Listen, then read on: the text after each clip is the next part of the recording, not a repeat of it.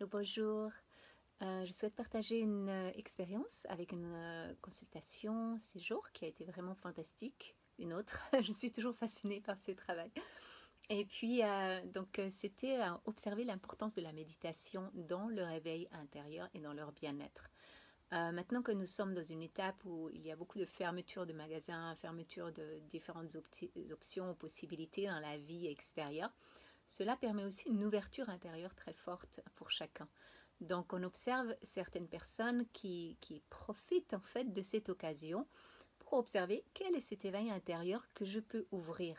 Quel est cet épanouissement qui peut se passer pour moi en cette période en prenant justement conscience de cet espace personnel, de cette possibilité d'ouverture.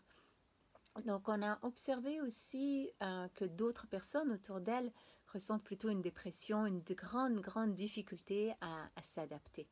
Parce que parfois, les gens, moi aussi ça m'arrive, parfois on s'accroche à certaines choses ou certaines attentes ou certains modes de vie. Et maintenant que ce mode de vie n'est plus là, c'est en fait une réadaptation. Et cette réadaptation peut permettre justement un éveil intérieur, de changer nos habitudes, de changer nos ouvertures et d'explorer des autres manières de nous exprimer, de nous communiquer et aussi de vivre.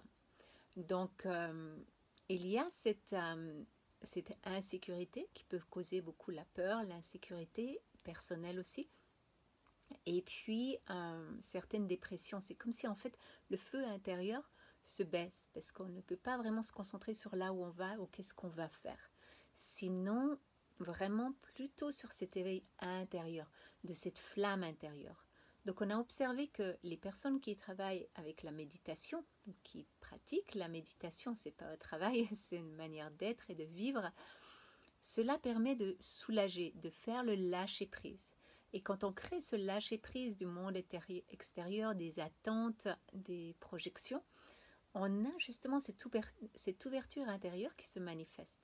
Donc elle a pu observer qu'au cours de ces méditations, de ces derniers jours, elle se ressent toujours mieux, alors que d'habitude, en étant seule, elle se ressent plutôt déprimée ou plutôt coupée des gens qu'elle aime. Et puis, elle a communiqué en fait avec des amis et des personnes autour d'elle par Internet, par téléphone.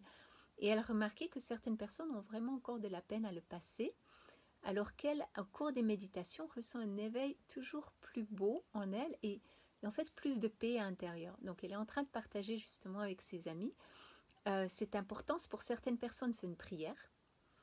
Pour certaines personnes, c'est une confiance en eux et confiance à la vie qui s'ouvre. Pour certaines personnes, c'est écouter de la musique ou créer. Donc, je vous invite vraiment à explorer quelle est votre forme de méditation.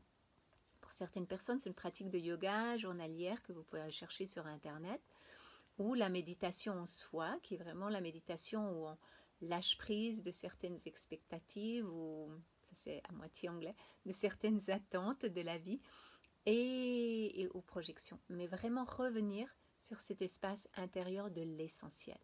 Donc quand on revient vers l'essentiel, on ouvre ces nouvelles portes et ça nous donne une sensation de bien-être, ça nous donne une sensation d'éveil. Donc on peut être plus détendu et aussi plus alerte en même temps. Donc c'est en fait trouver cet équilibre de ne pas être trop rajastic, qui est un mot en yoga qui est trop proactif, toujours dans l'action, dans le faire, ou dans le très passif, où c'est que plutôt on abandonne, sinon trouver cet équilibre qui est le sadvik, le centre, qui est un espace où on est éveillé, alerte, centré, vraiment dans ce moment présent.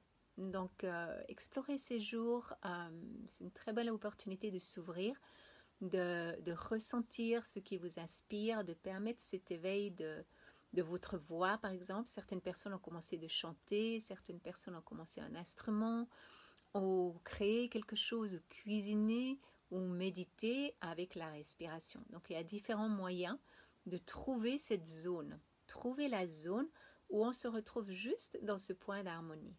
Juste dans ce point où ce n'est pas dans le faire, sinon on apprend à vivre dans l'être. Et nous sommes tous nés êtres humains, on n'est pas né faire humain. Donc apprendre avec cette sagesse de comment ce qu'on est tous nommés, être humain, C'est vraiment l'essentiel d'être. Donc, je vous invite à explorer ces prochains jours.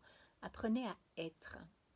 En étant dans ce moment présent, en étant totalement dans notre respiration, en étant dans nos sens, à l'écoute des sons autour de soi, répondre avec la parole aussi, ressentir la tonalité de notre voix, les odeurs qui nous entourent, vraiment revenir dans cet essentiel de l'être et de la fréquence. Donc être par exemple sur la fréquence de la gratitude ou être sur la fréquence du bonheur.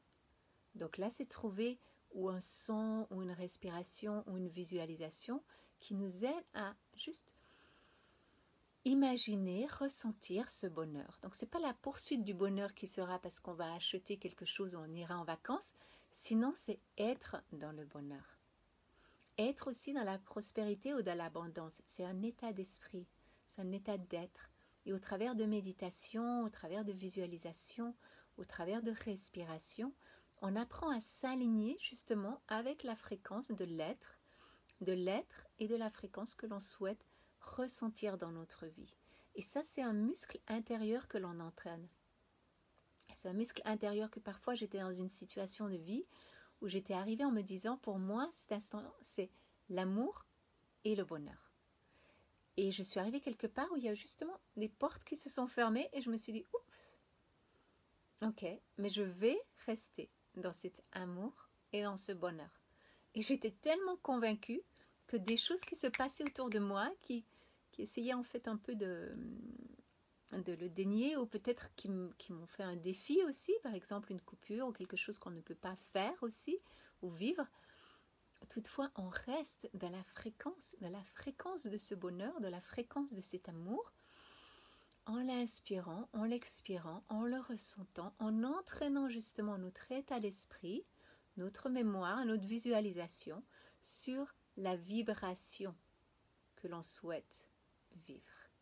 Donc je vous invite à être, à découvrir ces sensations, cet éveil intérieur pour vivre ce bonheur simplement. Vivre cet amour simplement. Sans attente, sans excuse, sans à cause de cela je peux être heureux. Non, simplement je le suis.